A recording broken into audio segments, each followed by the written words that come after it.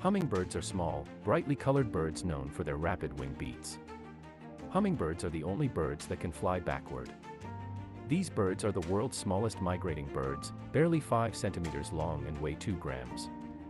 Their wings can beat up to 80 times per second, allowing them to hover in place, fly backwards, and change direction quickly.